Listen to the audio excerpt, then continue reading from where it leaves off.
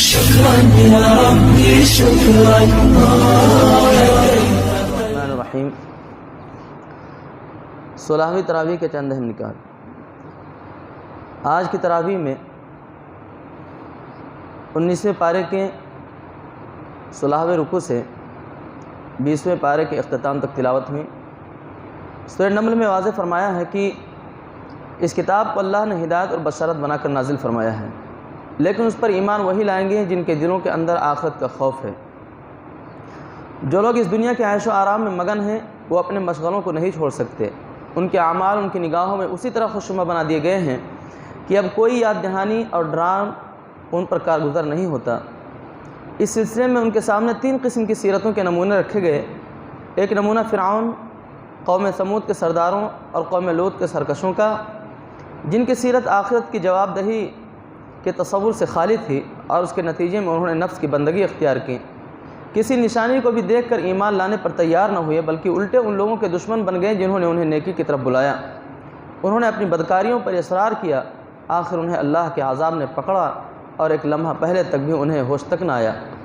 دوسرا نمونہ حضرت سلیمان علیہ السلام کا ہے، جن کو خدا نے دولت، حکومت اور شوکت و حشمت سے اس پیمانے پر نوازا تھا کہ کفار مکہ اس کا خواب بھی نہ دیکھ سکتے تھے، لیکن اس کے باوجود اپنے آپ کو خدا کے حضور جواب دہ سمجھتے تھے اور انہیں احساس تھا کہ انہیں جو کچھ بھی حاصل ہے خدا کی عطا کردہ سے حاصل ہے.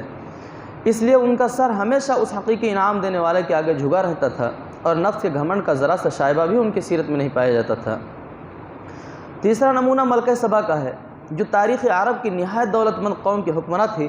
اس کے پاس تمام وہ اسباب جمع تھے جو کسی انسان کو غرور اور سرکشی میں مبتلا کر سکتے تھے، اور سرداران قریش کے مقابلے میں لاکھوں درجہ زیادہ حاصل تھے.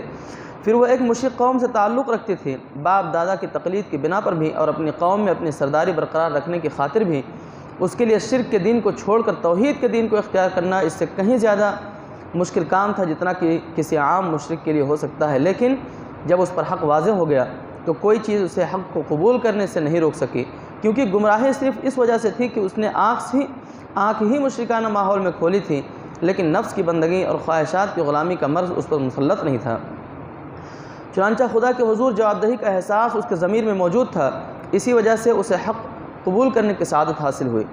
اس کے بعد کائنات کے چند نمایاں ترین مشہور حقائق کی طرف اشارہ کیے اور پوچھا کہ اللہ بہتر ہے یا وہ معبود جنہیں لوگ خدا کا شریک بنائے بیٹھے ہیں.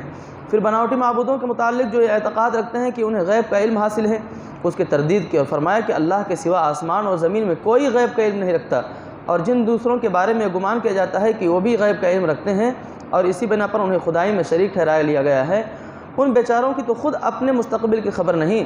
وہ نہیں جانتے کہ قیامت کی گھڑی کب آئے گی اور کب اللہ تعالیٰ ان کو دوبارہ اٹھا کھڑا کرے گا، اور کیا گزرے گی اس روز جب سور پھونکا جائے گا اور وہ ہول کھا جائیں گے وہ سب جو آسمانوں اور زمین میں ہیں، سوائے ان کے جنہیں اللہ ہول سے بچانا چاہے، اور سب کان دبائے اس کے حضور حاضر ہو جائیں گے. آج تم پہاڑوں کو دیکھتے ہو اور سمجھتے ہو کہ وہ خوب گڑے ہوئے ہیں، مگر اس وقت یہ بادلوں کی طرح اڑ رہے ہوں گے. یہ اللہ کی قدرت کا کرشمہ ہوگا. جس نے ہر چیز کو حکمت کے ساتھ استوار کیا وہ خوب جانتا ہے کہ تم لوگ کیا کر رہے ہو. جو شخص بھلائی لے کر آئے گا اسے زیادہ بہتر صلہ ملے گا، اور ایسے ہی لوگ اس دن ہول سے محفوظ ہوں گے، اور جو برائی لے کر آئے گا ایسے سب لوگ اوندھے منہ آگ میں پھینک دیے جائیں گے.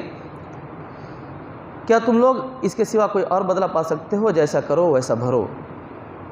ان سے فرما دیجئے کہ مجھے تو یہ حکم دیا گیا ہے کہ اس شہر یعنی مکہ کے رب کی بندگی کروں جس نے اسے حرم یعنی محترم بنایا ہے اور جو ہر چیز کا مالک ہے. مجھے حکم دیا گیا ہے کہ مسلم یعنی فرما بردار بن کر رہوں اور یہ قرآن پڑھ کر سناؤں.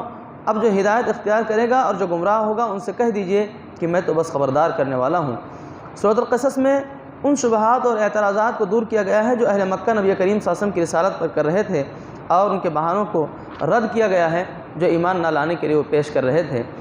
اس غرض کے لیے حضرت موسیٰ علیہ السلام کا قصہ بیان کیا گیا ہے اور چند حقائق ذہن نشین کرائے گئے ہیں. مثلا جو کچھ اللہ تعالیٰ کرنا چاہتا ہے اس کے لیے غیر محسوس طریقے پر اسباب و ذرائع فراہم کر دیتا ہے.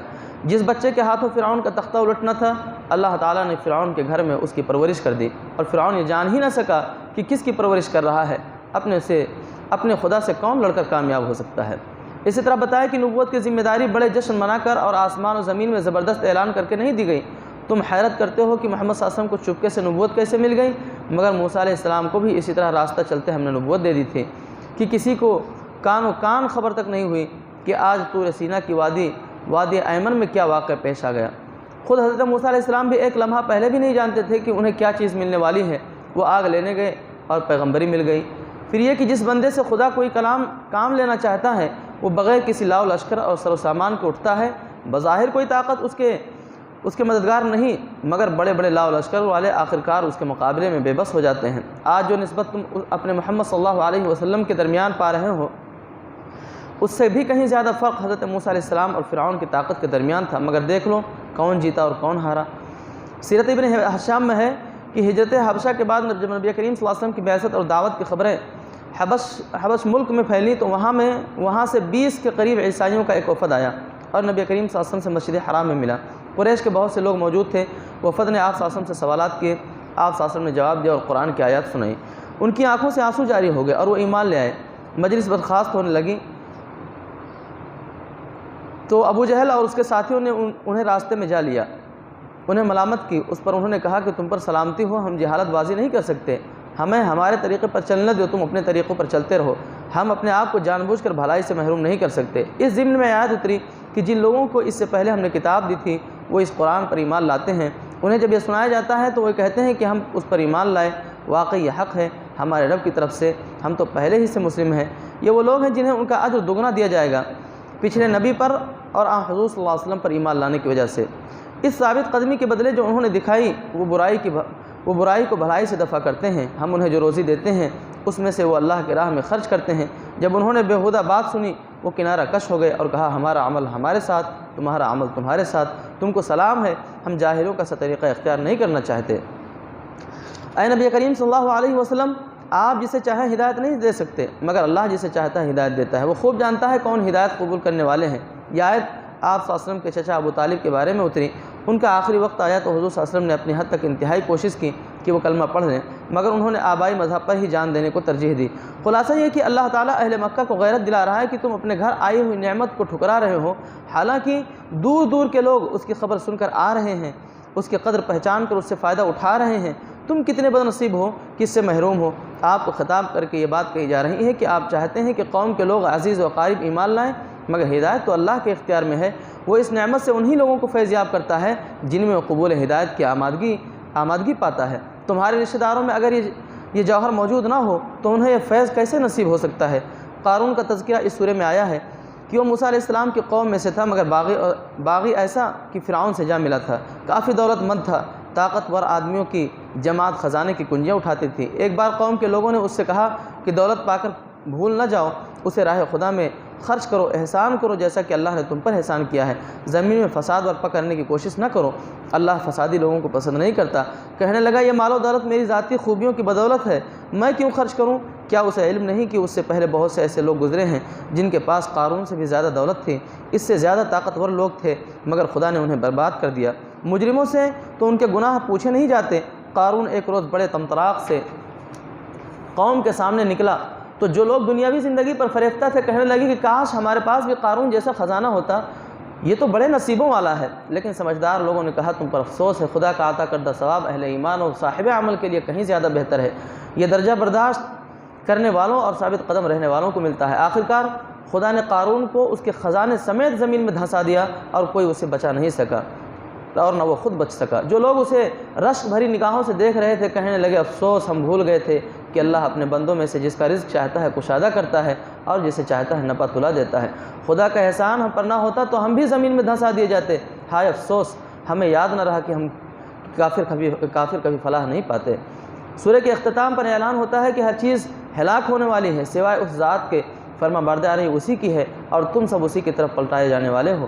سورہ عنکبوت مکہ معظمہ کے اس دور میں نازل ہوئی جبکہ مسلمانوں پر مصیبتوں کے پہاڑ توڑے جا رہے تھے، کفار کی طرف سے اسلام کی مخالفت پورے زور و شور سے ہو رہی تھی۔ ان حالات میں اللہ تعالیٰ نے یہ سورہ سچے مومنوں میں عزم، ہمت اور استقامت پیدا کرنے اور دوسرے کمزور ایمان والوں کو شرم لانے کے لیے نازل فرمائی۔ اس کے ساتھ کفار مکہ کو بھی اس میں سخت تنبیہ کی گئی کہ اپنے حق میں اس انجام کو دعوت نہ دیں جو ہر زمانے میں حق سے دشمنی کرنے والوں کا ہوتا آیا ہے۔ اس سلسلے میں ان سوالات کا بھی جواب دیا گیا ہے جو بعض نوجوانوں کو اس وقت پیش آ رہے تھے۔ مثلا والدین ان پر زور دے رہے تھے کہ محمد صلی اللہ علیہ وسلم کا ساتھ چھوڑ دو اور ہمارے دین پر قائم رہو، جس قرآن پر تم ایمان لائے ہو اس میں تو یہی لکھا ہے کہ ماں باپ کا حق سب سے زیادہ ہے، ان کا کہنا مانو۔ تو اس کا جواب دیا گیا کہ ہاں ہم نے ہی انسان کو ہدایت کی ہے کہ اپنے والدین کے ساتھ نیک سلوک کریں، لیکن اگر وہ تجھ پر زور ڈالیں کہ تو میرے ساتھ کسی ایسے معبود کو شریک ٹھہرائے جسے تو میرے شریک کے حیثیت سے نہیں جانتا، تو ان کی اطاعت نہ کر۔ اسی طرح اسلام قبول کرنے والوں سے ان کے قبیلے کے لوگ کہتے تھے کہ عذاب ثواب ہماری گردن پر، تم ہمارا کہنا مانو۔ اس کا جواب دیا گیا کہ یہ کافر لوگ ایمان لانے والوں سے کہتے ہیں کہ تم ہمارے طریقے کی پیروی کرو اور تمہاری خطاؤں کو ہم اپنے اوپر لے لیں گے، حالانکہ ان کی خطاؤں میں سے کچھ بھی وہ اپنے اوپر لینے والے نہیں تھے۔ وہ تو قطعاً جھوٹ کہتے ہیں، ہاں ضرور وہ اپنے بوجھ اٹھائیں گے اور اپنے بوجھوں کے ساتھ دوسرے بہت سے بوجھ بھی اٹھائیں گے، یعنی ایک بوجھ اپنی گمراہی کا اور دوسرا بوجھ دوسروں کو گمراہ کرنے کا، اور قیامت کے روز یقیناً ان سے اس جھوٹ کے گڑھنے کی باز پرس ہوگی جسے انہوں نے اپنی عادت بنا لیا ہے۔ اہل ایمان کے سامنے حضرت نوح علیہ السلام، حضرت ابراہیم علیہ السلام، مدین، عاد، ثمود، قارون، فرعون اور حامان کے واقعات بیان کر کے یہی پہلو نمایاں کیا گیا ہے کہ پچھلے انبیاء علیہ السلام پر کیسی کیسی سختیاں گزریں اور کتنی کتنی مدت تک وہ ستائے گئے، پھر اللہ کی طرف سے ان کی مدد ہوئی۔ اس لیے گھبراؤ نہیں، اللہ کی مدد ضرور آئے گی، مگر آزمائشوں کا ایک دور گزرنا ضروری ہے۔ ساتھ ہی کفار مکہ کو بھی ان قصوروں کی وجہ سے ان قصوں کے ذریعے سے تنبیہ کی گئی کہ اگر خدا کی طرف سے پکڑ ہونے میں دیر لگ رہی ہے تو یہ نہ سمجھ بیٹھو کہ کبھی پکڑ ہوگی ہی نہیں۔ پچھلی تباہ شدہ قوموں کے کھنڈرات تمہارے سامنے ہیں، دیکھ لو، آخرکار ان کی شامت آ کر رہی۔ مسلمانوں کو ہدایت کی گئی کہ اگر ظلم و ستم ناقابل برداشت ہو جائے تو ایمان چھوڑنے کے بجائے گھر بار چھوڑ کر نکل جائیں۔ خدا کی زمین وسیع ہے، جہاں خدا کی بندگی کر سکو وہاں چلے جاؤ۔ اور کتنے پیارے انداز میں کہا گیا ہے کہ کتنے ہی جانور ہیں جو اپنا رزق اپنی پیٹھوں پر اٹھائے نہیں پھرتے، اللہ ان کو رزق دیتا ہے، وہی تمہیں بھی دے گا، وہ سب کو سنتا اور جانتا ہے۔ اس لیے کہ پیارے بھائیوں، گھر بار یہ چیزیں اس دنیا کی چند روزہ زندگی ہیں، یہ یہاں پر چھوٹ جائیں گی، لیکن ایمان اگر آدمی کا نہیں رہا تو پھر آدمی کا سب کچھ ضائع ہو جائے گا۔ اس لیے آدمی جہاں پر ایمان خطرے میں ہے تو آدمی اپنے ایمان کو بچانے کے لیے اپنا سب کچھ داؤں پر لگا دے، سب چھوڑ دے، یہ سب سے بڑی عظیمت ہے۔ اللہ تعالیٰ سے دعا ہے کہ اللہ تعالیٰ ہم اور آپ کو قرآن مجید سمجھ کر پڑھنے، اس پر عمل کرنے کی توفیق عطا فرمائے۔ 16ویں تراویح کا بیان ختم ہوا۔ اللہ تعالیٰ اس کی برکتوں سے ہمارے شہر، ملک اور عالم اسلام کے حالات تبدیل فرمائے۔